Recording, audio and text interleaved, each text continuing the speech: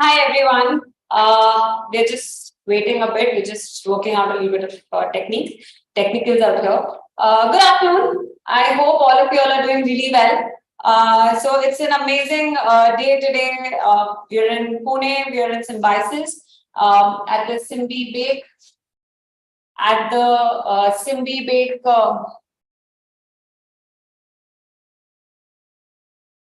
Simbi Bake bake shop that we have in Pune in our Symbiosis campus. Now I've understood one thing, and we get a lot of queries from a lot of home bakers, from students, from a lot of people about a lot of baking myths that keep coming. Someone's using something, someone's using something, and I decided let's just go ahead and let's just bust all the myths out there. Hi again, everybody. In order to do the busting of all these myths and all, troubleshooting for all of you, all these baking issues that you have at home, and probably for someone who's actually trying to pursue a career in baking and bakery patisserie or in culinary arts, we're doing this session, we're doing live, and we're going to be here for you all.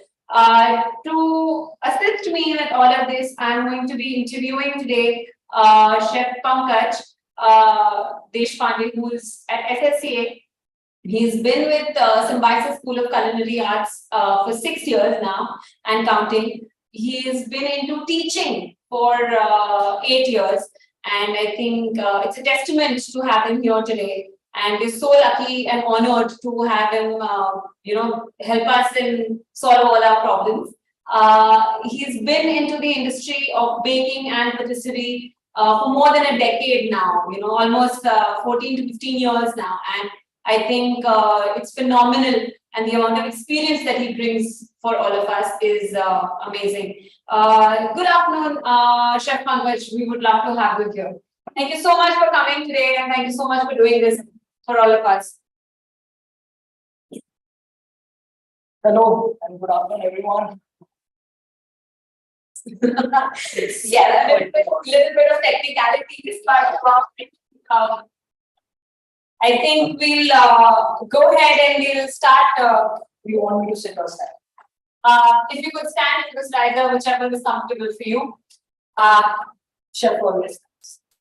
Okay, so it is something new that we started to learn already. So, Chef Pankaj, could you tell us a little bit about your journey and how you started and why you got into teaching and why do you love it so much? 6 years, no, more than 6 years or 8 years now. Why teaching? Why do you love it so much? And you've obviously seen baking and patisserie grow from what it was a decade ago to what it is now. And the changes across have been massive, at least that's what we see on Instagram. What do you think, and what is your perspective on the whole thing? Okay, I'll go one by one. By teaching, first and most, it gives you a scope to get back to your basics. I hope you don't go to school back, but you can go to an academy where undergrads are there, where with their viewpoint you also understand. Okay. You also understand the change in the basics. But what drives is keeping your basics strong, okay? Because that's where we lay our foundation for any of the industry. But our industry becomes being more hardcore on ethical basis. So I feel this is where we can develop, we can nurture, and we can create. So that's the reason the teaching part. Seeing bakery industry growing. It is growing tremendously in good ways and bad ways also. But seeing things are changing, things are evolving, ingredients are behaving different. That's where the trends are coming in future. So it's overall, I can say it is a plus for the industry. And yeah, that's where we are looking forward to see any drastic change or anything. But yes, the most important thing is the ingredient behavior. It has changed over a period of time, and it's going to still, I feel, going to change depending upon the climate, depending upon the environment, and depending upon what we give back to the environment. I feel, that's my take on it. So you believe that it's very important that we give back to the environment when we're obviously taking from it as well. Definitely. So Shah, recent trends have happened, and most one thing that has evolved or that has come into limelight is something called as the concept of home baking. Not only that, there has also been the COVID lockdown gave the rise to a lot of people going back to home and baking from home and selling cakes from home using ingredients that are available to them locally. From the smallest of the towns to the metro cities, the trend has been the same. People have started baking a lot from. What would you say should be the next step for a home baker? Because obviously there's always a point of stagnation, and how should a home baker grow? Home baking, it's your own comfortable environment, I would say. You can bake according to your wish and fantasies, and you can bake according to the orders what you get. The next step for them is to channelize their processes, is to channelize the orders, is to channelize the time, because when you are at home, you have to look after your family also. So that clear-cut channelizing of your own venture is very important.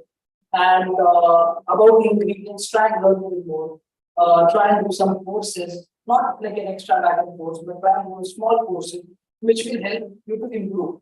Because you might be having a set of garnish or a B set of garnish, but there is no harm learning in a C set of garnish.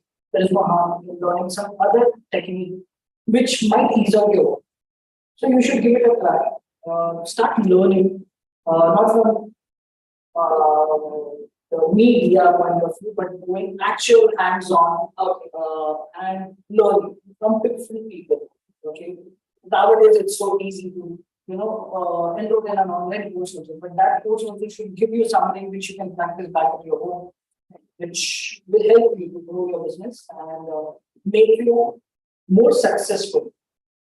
And after that, of course, you're going to be happy also. I think that's a fabulous advice that Chef Pankaj has given. So I asked him a lot of serious questions. Now I think it's time to get into busting some problems which we have at home. So Chef Pankaj, there are a lot of home bakers, there are a lot of bakers, there are a lot of students who are pursuing baking, or there are a lot of people who want to pursue baking later on, professionally or at home. There are a lot of problems that they face with baking. We've set up a lot of questions, and we're obviously taking live questions as well, guys. Please start loading up your questions on your chats, and we'll obviously ask Chef Pankaj that. With the amount of experience he has, I'm sure he can solve all your worries. So let me start, and I'm just going to ask you a few questions. Just a small list, around 20. But yes, I'm going to ask you a few questions. So, which chocolate should one use to bake products? The one which we are not exposed to us yet, it is Kuacha. Don't think that it is expensive. The availability is so good that it's not gonna tear apart your pockets or get into an Excel sheet and says that, oh, there's so much of difference. No, I believe please start working in with Kuachas, which will give you taste, texture, appearance, and the most important thing, it's gonna give you money back without complaints. Okay, so I think that's any brands that you would want to tell us about in Covetous completely. Then it will be looking like I'm endorsing brands. So what about the list of brands that are available in India that you could tell us? Okay, to begin with, to have more comfortable understanding, you can start with vanillin. So there are two different percentage of each variety of chocolate, dark, milk, and white. So you can start with that. Soon you will graduate. You can work with Berry Calibou. You can work with Calibou. You can work with Valrhona. You can work with French Lane. But these are all when you get comfortable. Comfortable in terms of understanding. Okay. Comfortable in terms of pricing. Comfortable in terms of giving justice to it.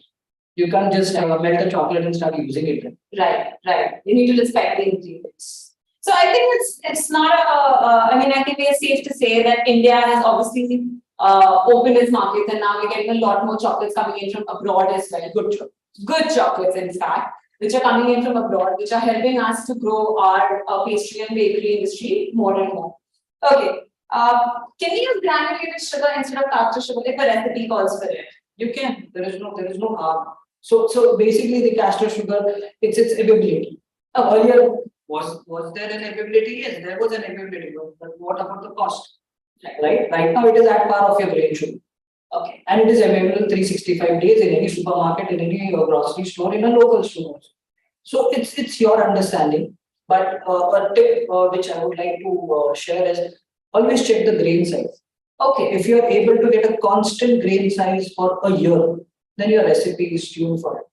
But if you're going to keep shuffling from a grain or a brand of a sugar for the grain sugar itself, then you will always see a difference. You always see variations in your product. So avoid doing that. Okay. But you can use. Okay. Can we substitute so there's this new trend, obviously, we want to make things more healthy for everybody. Can we substitute jaggery in any recipe, but with the same proportion of what we use for sugar? No, jaggery has a different properties, though it is obtained from sugarcane. Everything is obtained from sugar. Most of them are obtained from sugarcane juice. They are the byproducts of them. But as the nature of that particular jaggery is so different, is so robust, it will help you in cookies. It will help you in making, say, a bread. But when we are talking about a cake where we need volume, we need texture, we need appearance, we need a very finished product in a cell, then yes, it will create a lot of issues. Plus, jaggery generally gives a darker crumb. Oh, if you have a vanilla sponge and you have a darker crumb, it might create doubts in the customer's mind exactly what it is. So then, yeah, things would go a little haywire. Plus the taste factor. Everybody is exposed to white sugar, what we can call it as bleach sugar, I would say. So it will be a little difficult to make them understand. So I feel you should then try and balance out your menu where you can use jaggery and where you can use plain sugar. Okay. But it is substitute. Okay, so we clearly get it. So I think we need to go back and rework on our recipes. We just can't clearly just substitute ingredients.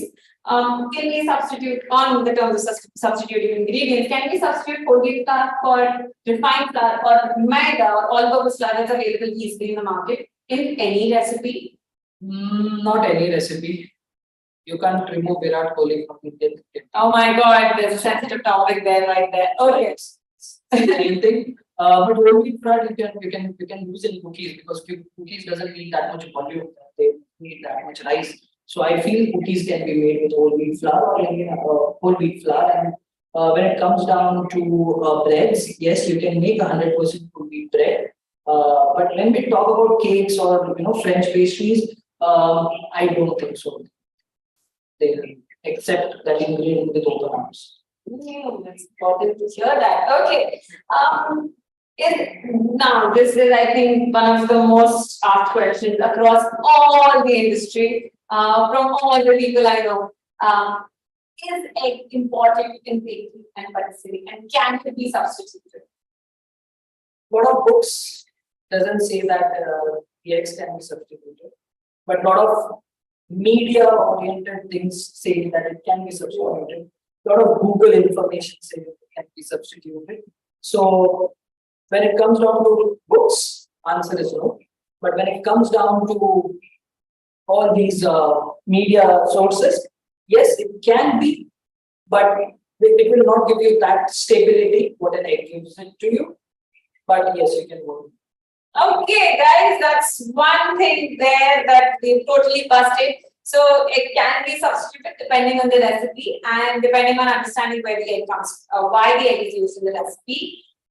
Okay, so we find a lot of books across the market whenever a home baker is starting off or any person who's starting bakery. The first thing they do is they go buy a bakery book, a book based on ingredients and recipes.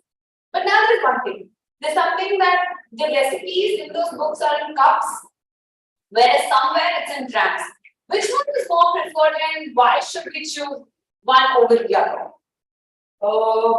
I personally feel that grammage is the safest when it comes down for weighing because it's a clear-cut demarcation. It's clear-cut notifications what you get the grammage. Cup varies. My house cup would be 255 grams. Your house cup would be 175 grams. Then how can we justify that recipe? it will not have the same result. If I work with cups today and show you a recipe and say you try it at your house, it's going to be completely different. So are you going to look for the cup in the market what I have used?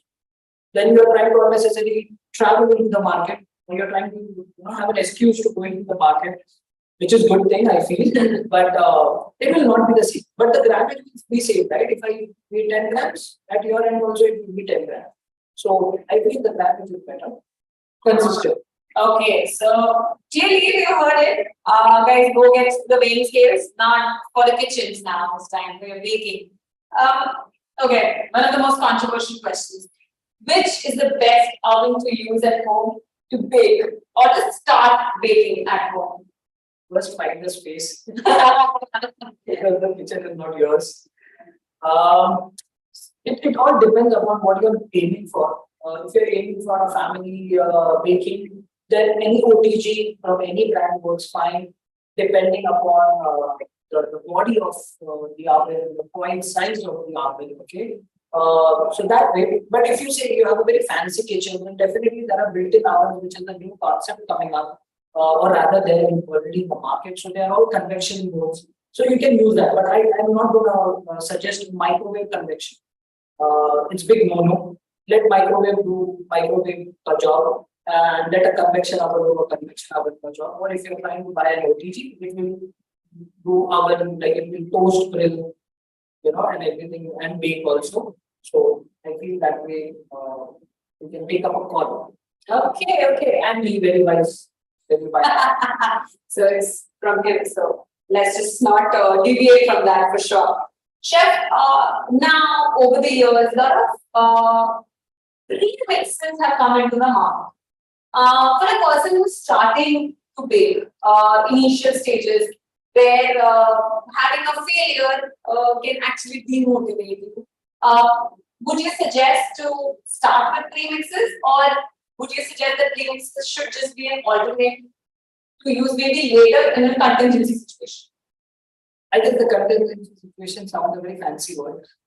To be very honest, premixes are there to make you more lazy, and it's the easiest way out of what you can take. But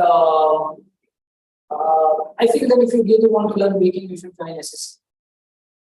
Right there, guys. Okay, so Chef Pankaj is going to be teaching. So you know it's going to be good. Okay, so there's this trend now that is starting, something called as keto, something called as paleo, something called as vegan. Vegetarian's been there for a long time. That is when a basic egg starts to get substituted with something called as a flax egg or a chia egg. Do you think that works in every recipe, or like before it depends from recipe to recipe and ingredients? We can't be so generic about all these this vegan and everything stuff because for making a vegan products you really need a different set of understanding, different ingredients, different process with that. So you need to get educated about it. You can't just watch a video and start making your own things, which you call it as a keto and everything. Okay. So I feel get more educated.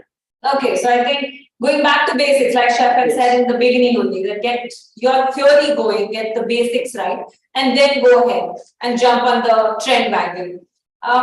Okay, macarons. Controversial? Yes. Eggless macarons? Definitely controversial. What do you think of aquafaba coming into the picture for macarons? Now, a lot of chefs are actually succeeding with it, and they're making fabulous macarons on that. What is your take on it? It's good my colleague Chef Shamal is not here. But saying about aquafaba, it's all about it's all about stability. It's macaroon is all about stability. It's all about how you buy it, how you try it out, how you bake it. So it's a story, it's a process. So and egg white being an essential ingredient, substituting with aquafaba, it's about the stability. If you get that stability right, the war is yours. If it's not, the other side. Guys, there you heard it. What books would you recommend for an amateur baker who's just about to start baking or wants to get into baking? do not buy any books which have only recipes. So you should always go a book which I would really recommend is Book of Ingredients, a Herring's Dictionary. Then we say that there is a bread Bible. Then we say there is a chocolate Bible. Then we say there is a professional chef. So these books are for the later part. First, try and develop your understanding from the ingredients. Why refined flour? Why whole wheat flour? Why egg? Why castor sugar? Why egg yolks are only there in the recipe? So it will all built from the ingredients. So I would highly recommend a book of ingredients over there, and then as soon slowly you graduate in terms of understanding and getting things right, then I feel the flavors guide. Okay. What you can have it again, so that when you want to do fusion, which is very trendy kind of a stuff, then you'll understand what flavor goes with what, because it is narrated, it is written. Okay, and when you something is written, I guess there are thousands of trial and errors which have gone into that. So we should do give a big credit for. So I think, guys, you might want to note down those books. I think they're fabulous books to read, and if Chef Pankaj is recommending it, I wouldn't go otherwise. Okay, now how do we start? If someone wants to get into baking, they love to bake. At home, the max they had baked was a mug cake in a microwave oven. But now that they do want to go into baking and they want to pursue it further after seeing, I guess, MasterChef Australia, MasterChef India, and there's so much of information out there for any baker who wants to start. Sometimes it gets a little overwhelming or intimidating. How does one start into baking? I guess I'm standing at the right place. That is SSCA. I'm really saying this because your foundation has to be right. Because that's where the confidence will build up. When we are doing it at home, we are doing it at our pace, at our leisure, at our understanding. No, it doesn't happen in that. The process has to be channelized. So get into an academy where it will be channelized, where you'll enjoy that journey. And that same thing you can practice at your home, your commercial outlet, or a mini commercial home outlet. You can do that. So I feel one should invest in right education to start getting into this business. Okay. So I think from me, the questions are done. I think we'll just take some questions from the public as well. I'm sure they're streaming a lot of questions. So I'll start asking you the questions right away, Shah. Yes, sure. So guys, any questions if you have, why don't you start throwing it at us right away. I believe someone has asked, what do you think about Indian and French fusion in bakery and patisserie? Starting with French being our core for bakery patisserie, and tying up with some Indian fusion, I guess the acceptability would be there. But again, we need to really justify why that fusion has to be there, and how are we trying to educate people on the palate profile. I feel that is more important. So fusion is not just me taking a rasmalai and putting it on a shoe. Okay, that is not called a fusion. How are you trying to educate that customer that how that rasmalai and how the profit roll are coming together, how they are marrying each other? So I feel that is what fusion one should understand and then proceed to work with. Okay, so Chef Gareth has asked you, what are the different kinds and how do the methods of preparation differ for different kinds of yeast, like active dry yeast, instant dry, or fresh compressed yeast? All these yeast come in different formats. They come when we say active dry yeast, that means it needs a little temperature. So all these yeast are based on the temperature. Okay, so if you're using a compressed yeast, you use a regular tap water. Okay, if you're using instant dry yeast, you need to use a lukewarm water. If you're using dry yeast, you need to use a lukewarm water but a little bit of sugar and keep it for 15 to 20 minutes to activate. So what we have talked about in one these things is the temperature. So you need to understand right now it is what? Summers, heavy summers going on. If you try and add tap water, sometimes the tap water is about 40 or about 35 35 to 40 degrees Celsius. The yeast will die at 59 degrees Celsius. So that time we need to use ice cold water. But for all the remaining two yeast, dry yeast and instant dry yeast or instant active yeast, lukewarm water where the temperature ranges from 35 to 41. I feel that is good enough to activate and work with it. Okay. It needs to be got into a very controlled environment. Further, also once it gets into a dough. So yes, that. Okay, I hope that answers your question, Yankee. Please feel free to ask more questions about bread. Bread is definitely a lot very close to Chef Pankaj. She loves making bread. Okay, there's someone who's asked you. My cake is sometimes left uncooked from the bottom. Why does this happen? But it feels gooey from the bottom. Maybe there would be more sugar into your recipe.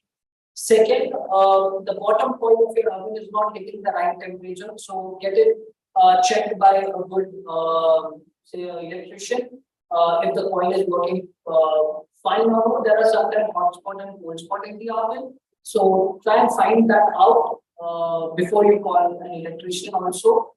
Plus, try and check your recipe and the source of that recipe. Okay. Apart from that, I don't think so that there would be any other major challenge. What you would be facing. If your cake is rising, that means you're doing something good in your recipe. I think that answers your question, right? Okay, so Chef, there's one more person called Chitrakshi. She has asked you a question. When I cream a cake and after that refrigerate it, the cake gets hard. How to keep the cake soft? Cake is already soft. Okay, about the icing. So, are you using a butter icing, or are you using Italian buttercream, or are you using the soya-based cream? It depends on that. So, if you are using the soya-based creams, generally, if you whip it too much, it dries out. Then you try and refrigerate. The moisture from the cake is taken up by the cream, and that's where the cream will also dry out. Okay, so try and understand the temperature of your refrigeration also, and what icing you're trying to use to dress your food. Okay. Chef, one more question. Shrishti is asked, is tempering temperatures different for different kind of chocolates? Yes, because the dark virtual chocolate is processed differently. Milk chocolate has different ingredients. White chocolate definitely has one other ingredients. So the temperature would definitely change according to the chocolate. Okay. So Chef, there's someone who's asked, if I want to start with baking, should I go for culinary arts degree course or is a diploma in bakery good enough for it? What are you aiming at? If you want to become a chef, okay, then the culinary arts course, because that's where bakery patisserie is also a part of it. But if you really want to be an hardcore pastry chef, then a diploma patisserie would really help you out. So just I feel you should keep a broader spectrum so that even though you try and change your mind that you want to become a cuisine chef, you have that leeway. If you're too young to start in this industry.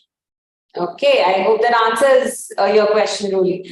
Okay, so Chef, someone's asked, does a French baguette need viga to be baked? If you go with the right process, then answer is yes. Okay, so I think we cannot work without a viga. Okay, so we could take one person live with us. If you want to join, you can just drop in a hi.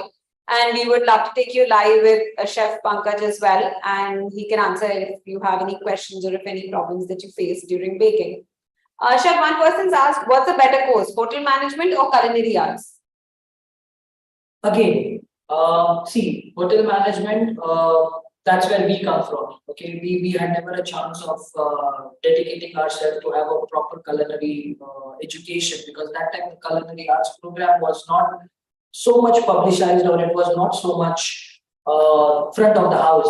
So we all are hotel management graduates. So from there to coming back to a culinary, so culinary being a very focused stream, okay, and dedicated to kitchen, costing, ingredient procurement, all those processes which are there. So yeah, that's where the culinary lies. And when we say about hotel management, it gives you a very holistic approach to the industry, which I guess one should have. But if you are too determined that you really want to become a very hardcore chef, then the culinary education, culinary institute will really help you to groom in that way.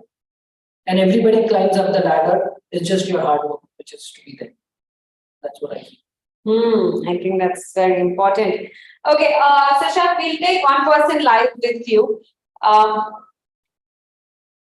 Her name is Miss Tanha. I've sent her the request. All right.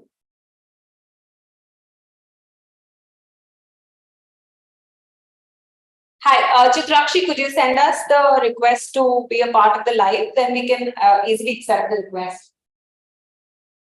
Okay, what are the challenges basically you feel that a home baker would face, and why should they go and take a professional course to help or to learn more about baking? First and most, my emphasis will be always on ingredients. So lack of understanding on ingredients. Okay, refined flour, it's not only a structure builder ingredient. It might give you different properties. So you need to understand what are those properties. You need to experience those properties. You need to go and check how many types of refined flour are available in the market. So this is what an education will tell you. Okay, so if you really are keen on that, then you join a course in the baking field. Okay, and take your home baking to a next level, and it will be more of fun for you to understand and explain and educate your customer. That is what is more important. That is what I feel. Did I answer that question? Yes, Chef, you did. Okay, so I have Chitrakshi have sent you a request for joining live. If you could accept it. Hi, Chitrakshi. Hi, Chitrakshi. Hi. Hi, Chef. Good afternoon. Good afternoon. So, Chitrakshi, what do you want to quiz our chef about? So go ahead, you can just speak to him right away. So I'm really glad that you joined here, and I am actually a part of it. Like I'll be joining in July. So I actually baked the cake on Mother's Day with creaming and all. But like when I refrigerate it, like with that icing of that puffy that should go, the cake went hard from inside. So what kind of icing did you use? Normal thing which we get at stores. Okay. So was the cake too buttery? Was butter on the higher side in your recipe? I did not use butter. I actually baked the cake in pressure cooker. So it you know what happened with the cooker, no, there was no much humidity present in that. That's why your cake started drying out initially. And when it got into the refrigerator, because of the refrigeration temperature, whatever moisture was there, it all and the fat, whatever kind of fat you have used, it all got solidified. Okay, and once it came out of the fridge, okay, it did not get time to breathe also because there was a coating of an icing which you used. That was a whipping cream. That is what you mentioned, right? So these are the possibilities. Okay. Don't worry. Try again. Try again next time by keeping little water in the pressure cooker. Okay. Elevate your cake tin, right? And that's where the water will get converted into steam. It will generate a decent amount of humidity, which will keep the cake a little moist. Okay.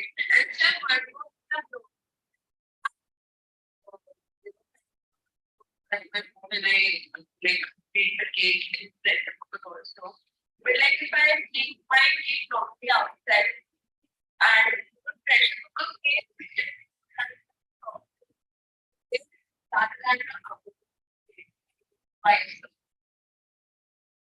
Cake.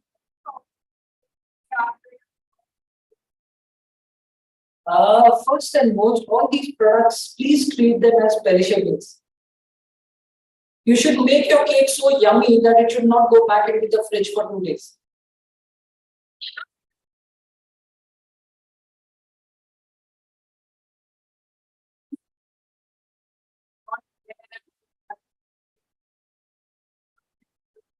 Okay, so now understand. Your product has a lot of moisture also now. In terms of if you're adding eggs, then the egg white is the moisture. If you're trying to add milk, milk is the moisture. Egg, maybe egg. You make an eggless. Yeah. Okay, same thing. If you're trying to use a condensed milk, it is a kind of an evaporated milk which is going to dry out eventually in the oven or pressure cooker. Okay. Yeah. Then there are other factors also. In the oven, what happens is generally a top coil and the bottom coil works, right?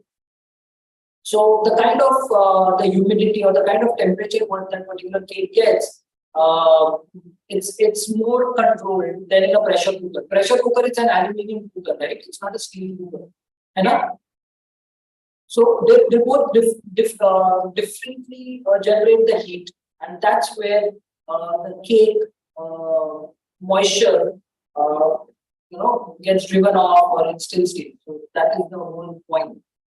So definitely oven will generate different heat as compared to the cooker pressure.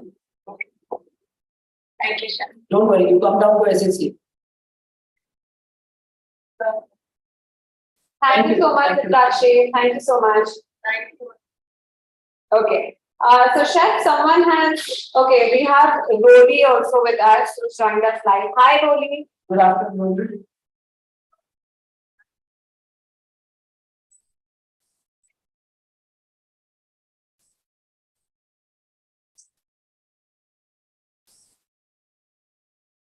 Okay.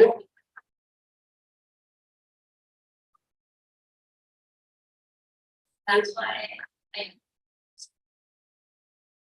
You'll not be able to handle meat. Okay, every hour we don't cook with meat. Okay, it is according to the menu. When we try to do a culinary course, okay, it is all about the menu. How we decide the menu, proteins, carbs, and starch. So that's where the meat will come in the picture. But if you're saying that because of the meat, shall I do a diploma in patisserie? No, we do savory products in bakery pastry also, right? That time we do have meat as one of the element going on. So any which ways there would be an encounter with the meat. Right? I come from a Brahmin family. Okay, so one thing, please get it straight.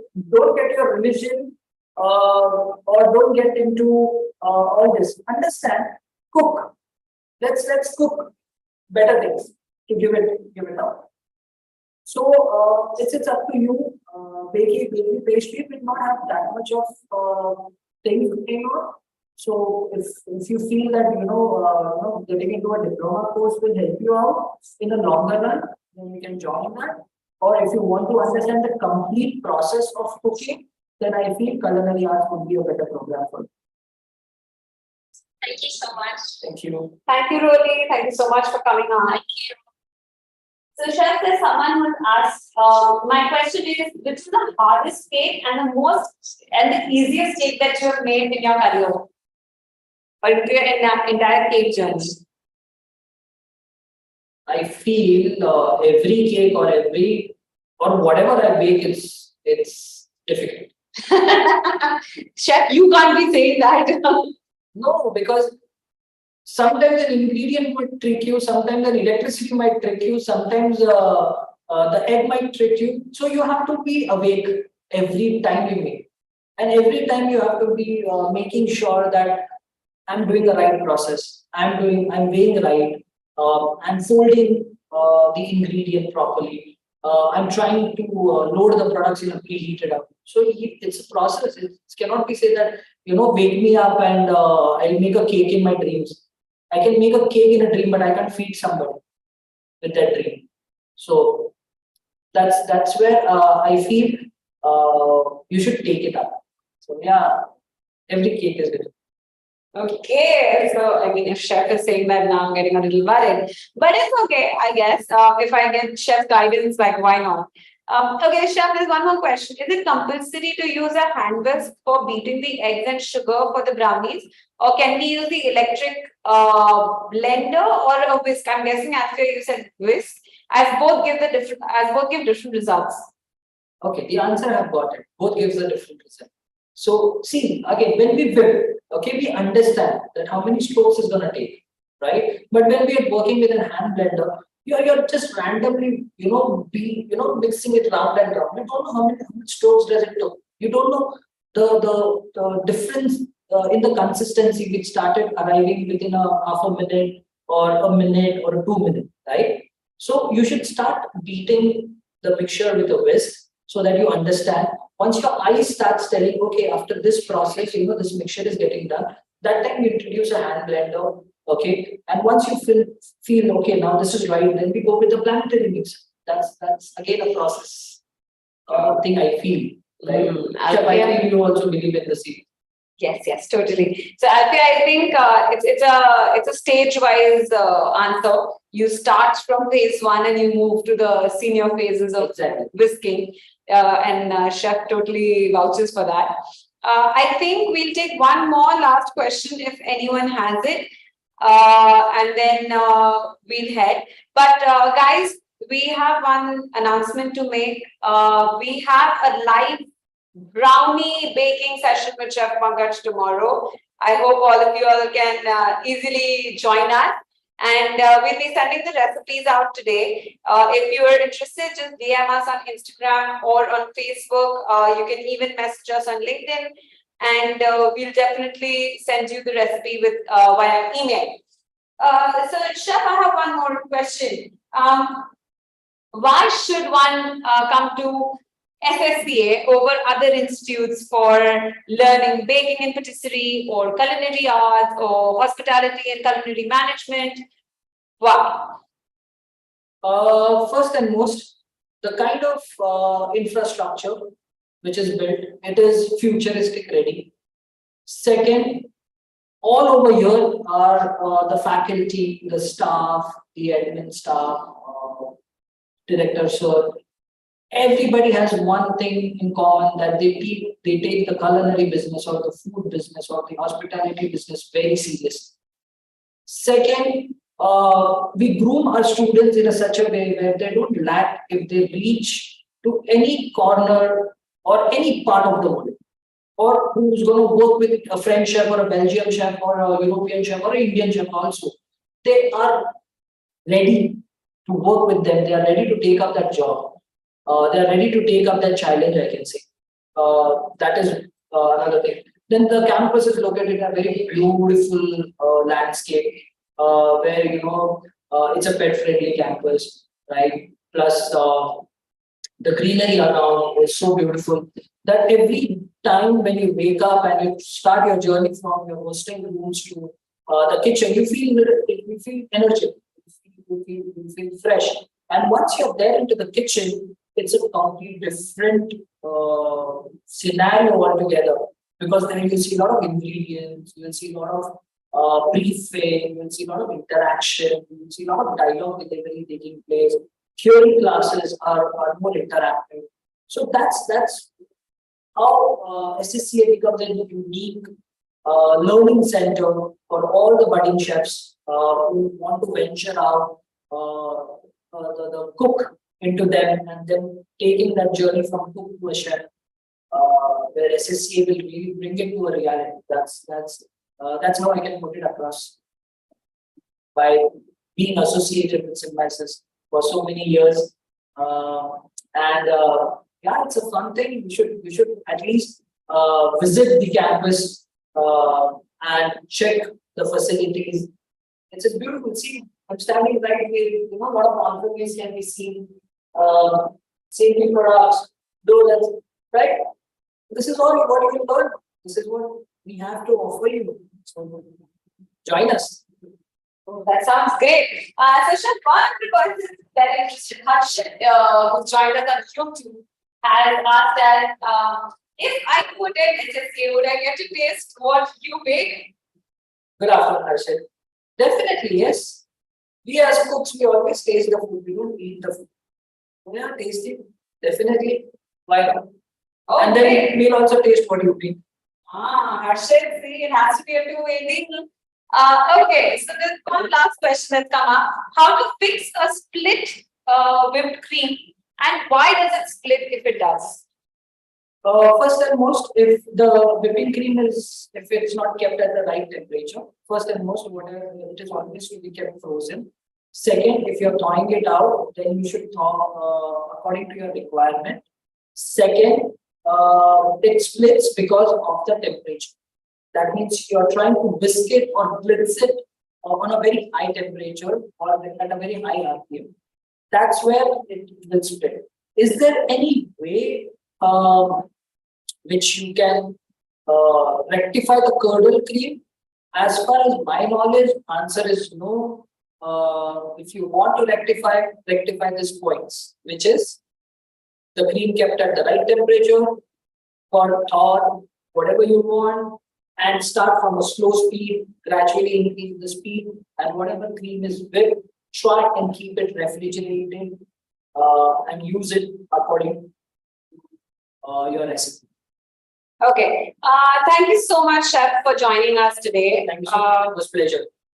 Bye, guys. It was really a pleasure interacting with you via online. I hope to interact with you once you come down to the campus and either you take up a course or you join or you just come for a visit. Okay. See you guys tomorrow for the live baking, which we are trying to make good brownies for you. So bake along. We'll have fun. We'll have more interaction over there. Ciao. Bye bye. Adios, guys. Thank you so much, Chef. Thank you so very much. Thank you.